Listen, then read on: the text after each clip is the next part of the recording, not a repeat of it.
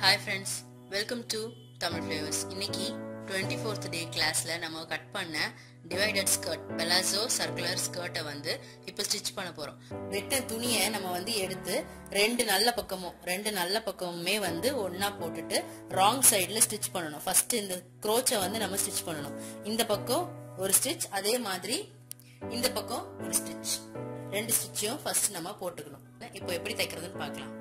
Right side ஒண்ணா வச்சிட்டு நம்ம வந்து crochet ஃபர்ஸ்ட் வந்து ஸ்கர்ட்ல வந்து தைக்க போறோம். இந்த crochet இப்படியே ஒரு ஸ்டிட்ச் போட போறோம்.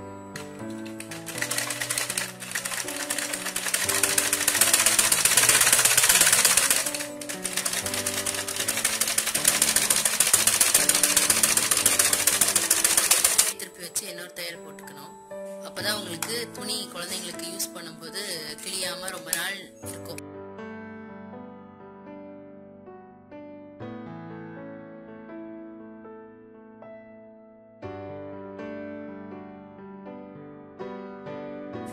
இந்த ஸ்டிச்ல 1/2 inch போயிடும். அதுக்காக தான் வந்து உங்களுக்கு 7.5 நான் வந்து எடுத்திருந்தேன் இடுப்பளவு. அதே மாதிரி இந்த சைடும் crochet வந்து நம்ம தச்சுக்கணும்.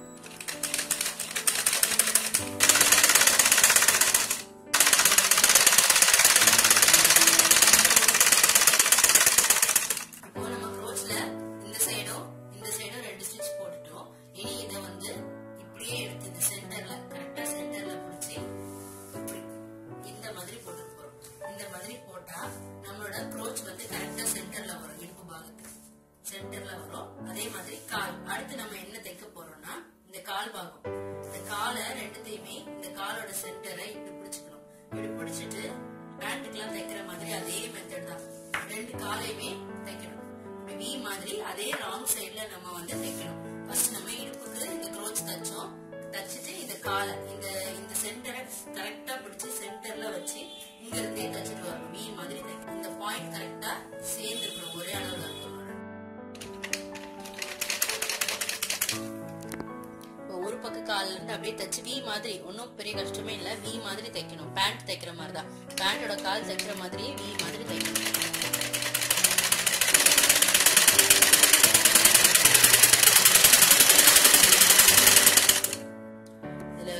கரெக்டா நம்ம பார்க்க வேண்டியது இந்த ஜாயிண்ட் தான். இந்த ரெண்டு ஜாயிண்ட்டுமே, இந்த ஜாயிண்ட்டும் அந்த துணியோட ஜாயிண்ட்டுமே கரெக்டா சேமா வரணும்.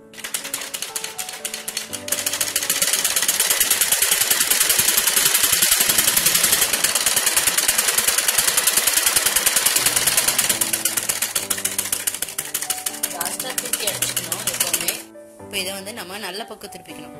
நல்ல பக்கம் திருப்பிட்டு பேண்ட் மாதிரியே தான் இருக்கும். இப்படி உங்களுக்கு ஸ்கர்ட் மாதிரி விரிஞ்சு இருக்கும் அந்த கால் பாக்குறதுக்கு. கீழே மடிச்சு தைக்க போறோம். கால் பாகத்தை ஒரு மடிப்பு, இன்னொரு மடிப்பு, ரெண்டே மடிப்பு தான். காலை இத மாதிரி சுத்தி மடிச்சு தச்சுக்கணும். இதே மாதிரி காலை வந்து சுத்தி மடிச்சு தச்சுக்கணும். ரெண்டு காலையுமே வந்து மடிச்சு தைக்கணும். இந்த கிளாத் வந்து தைக்கிறது கொஞ்சம் கஷ்டமா இருக்கும். நீங்க வந்து நல்லா தச்சு பழக்கம் இருந்தா மட்டும் இந்த கிளாத்ல தைங்க. இல்லைன்னா ஃபர்ஸ்ட் காட்டன்ல தச்சு பிராக்டிஸ் பண்ணிக்கோங்க.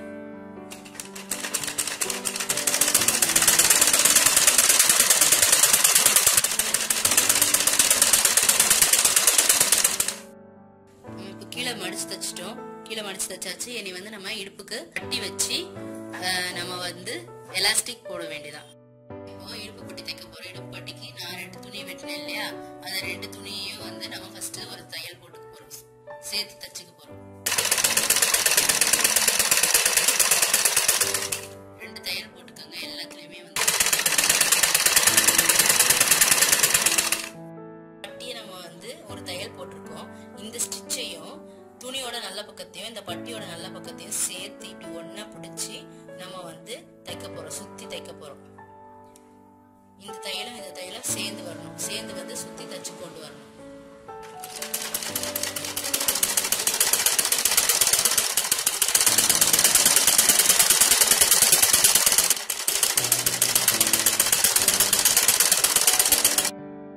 நம்ம பட்டியை தச்சு முடிச்சாச்சு.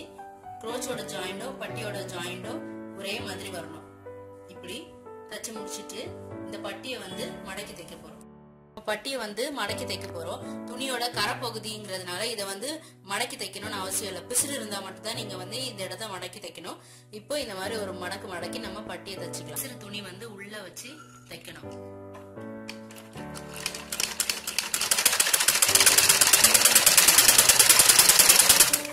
இந்த பட்டியும் அந்த பாவடையும் ஜாயிண்டா இருக்கிற அந்த இடத்த வந்து உள்ள விட்டு பட்டி அதுக்கு மேல வச்சு தைக்கணும்.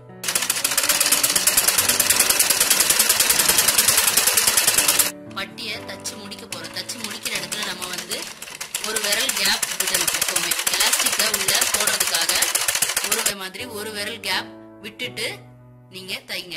அதுக்கப்புறம் எலாஸ்டிக்கை போட்டதுக்கு அப்புறம் நம்ம வந்து மூட்டி தச்சுக்கலாம். நம்ம இப்ப இடுப்பு பட்டி தச்சு முடிச்சாச்சு. இடுப்பு பட்டி தச்சதுக்கு அப்புறமா எலாஸ்டிக் போடுறதுக்கு 1 இன்ச் எலாஸ்டிக் எடுத்திருக்கேன்.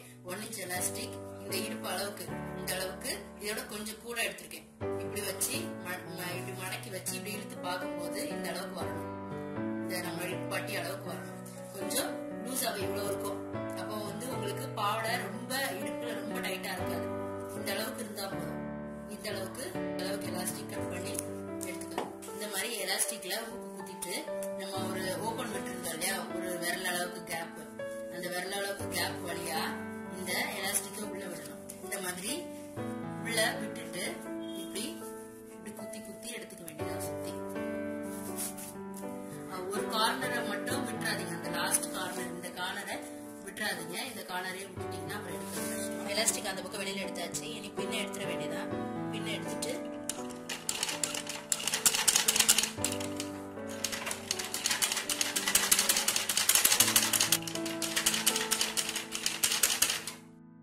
தச்சாச்சு. எலாஸ்டிக்கை வச்சு 4 தையல் போட்டாச்சு. போட்டுட்டு எலாஸ்டிக்கை உள்ள தள்ளி விட்டுருங்க. பட்டிக்குள்ள தள்ளி விட்டுட்டு ஓபன் விட்டு இல்லையா 1 இன்ச் கேப், அந்த கேப்பை வந்து மூடி தைக்க வேண்டியதான்.